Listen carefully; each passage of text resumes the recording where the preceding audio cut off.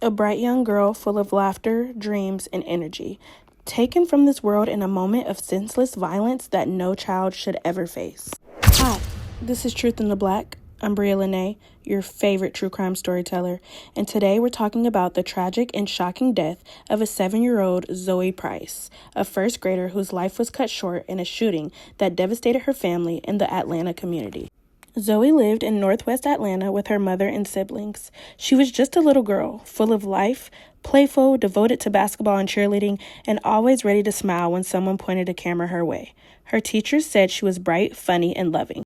On the evening of February 24th, 2026, around 9:40 p.m., something no parent should ever fear happened. Gunfire rang out at the family's home on Tigers Flower Drive. Now, y'all, the police say the shooting wasn't random. It stemmed from an argument that had happened earlier that night between two men and someone associated with Zoey's family. About 30 minutes after that argument, one of the men returned, picked up an accomplice, and began shooting into the house.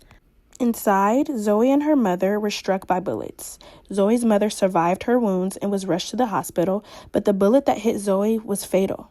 She later died at the hospital, and her loss sent shockwaves throughout the neighborhood. Thankfully, investigators worked quickly, and within days, they arrested two men in connection with the shooting. Preston Smith, who was just 19, and 17-year-old Stephen Richardson. Now, police allege Smith and Richardson drove to the home and fired into the residence, striking Zoey and her mother. Both suspects were charged with murder and multiple other offenses, including aggravated assault, criminal damage to property, cruelty to children, and possession of a firearm during the commission of a felony. The Atlanta Police Department said the shooting was likely a targeted attack tied to the earlier argument, and that the suspects and the family were known to each other, not strangers. In the wake of her death, Zoey's classmates, teachers, and community members have gathered to mourn her loss. Balloons, bubbles, and tributes filled the air at memorials, as friends remember her joy, her kindness, and the innocence that should have never been taken from her.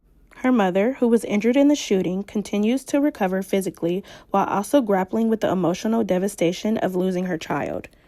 Y'all, Zoey was just 7 years old, with an entire life ahead of her. Taken not by natural tragedy, but by senseless violence that will forever leave a hole in her family's heart and in her community. Follow Truth in the Black for more cases like Zoey's, and remember, it's not just a story, it's the truth always in the blood.